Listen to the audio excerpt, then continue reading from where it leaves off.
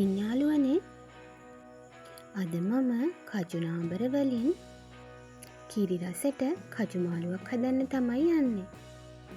අවුරුදු කාලෙට ඉතින් වරදින්නෙම නැති කෑමක්නේ කජු. ඉතින් එහෙනම් එන්නකෝ මාත් එක්කම කජු මාළුවක රස බලන්න.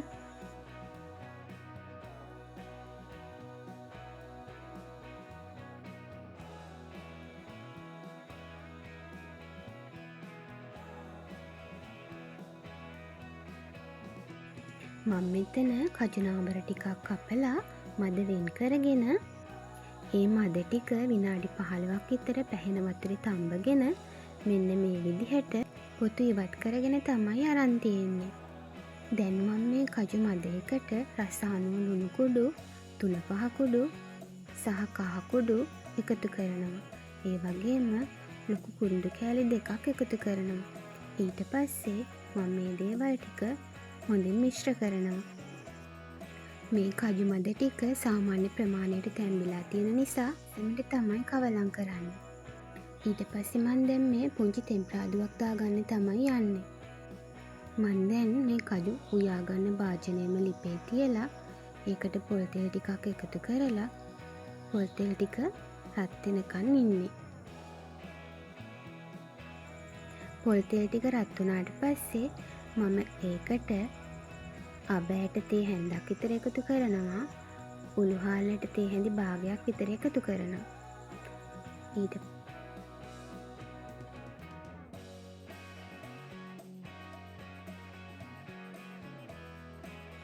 දැන් අබ ඇට ටික එහෙම පුපුරගෙන එද්දී මම කලින් සූදානම් කරගත්තු දේවල් ටික මේ තෙල් එකට එකතු කරනවා.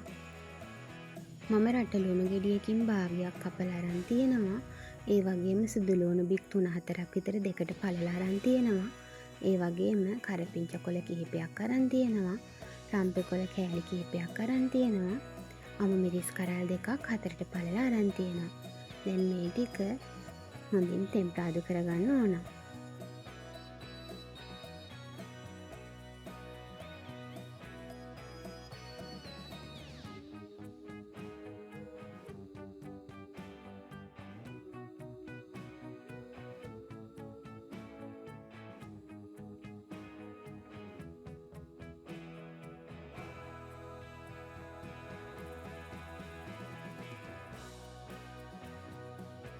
මේ දේවල් ටික හොඳින් තෙම්පරාදු වුණාට පස්සේ මම කලින් සූදානම් කරගත්තු කජු මද ටික මේ භාජනයට එකතු කරනවා.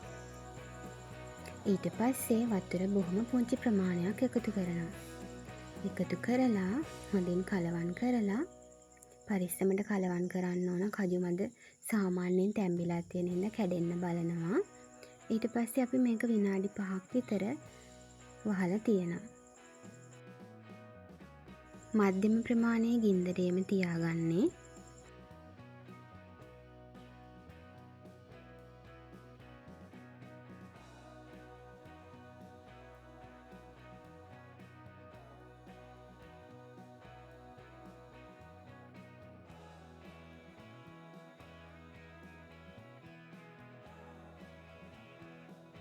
දැන් මේ විදිහට විනාඩි 5ක් විතර ඉදුණට පස්සේ මං කලින් ලෑස්ති කරලා තිබ්බා උකු පොල් කිරි අඩු කෝප්ප 1/2ක් විතර.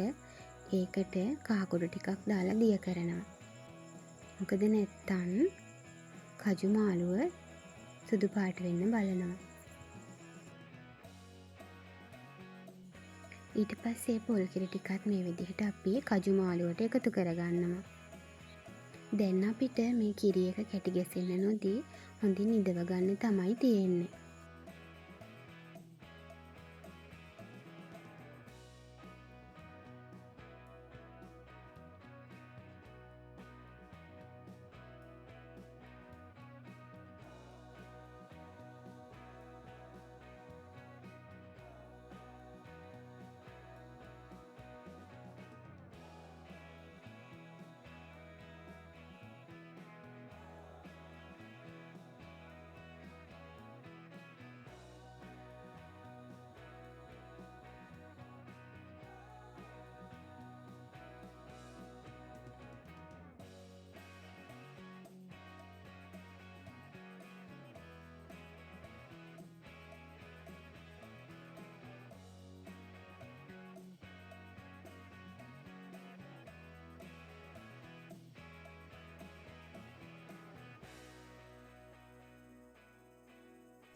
මම මෙන්න මේ ප්‍රමාණයට කජු මාළුවේ ඉස්ම ගතිය අඩු වුණාට පස්සේ ලිපෙන් බාගන්නවා.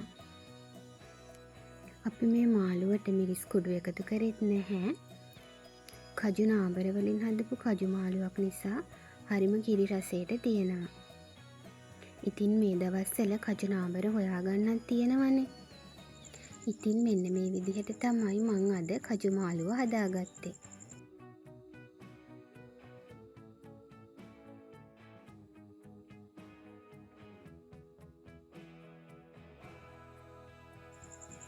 වීඩියෝ එක පුරාවටම මාත් එක්ක එකතු වෙලා වුණාට ඔයාලට බොහොම ස්තුතියි.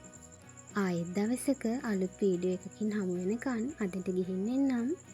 වෙනද වගේම ආදරෙන් මතක් කරනවා මගේ නාලිකාවත් සබ්ස්ක්‍රයිබ් කරගෙනම යන්න කියලා. ආදරණීය ඔයාලා හැමෝටම සුබ දවසක්.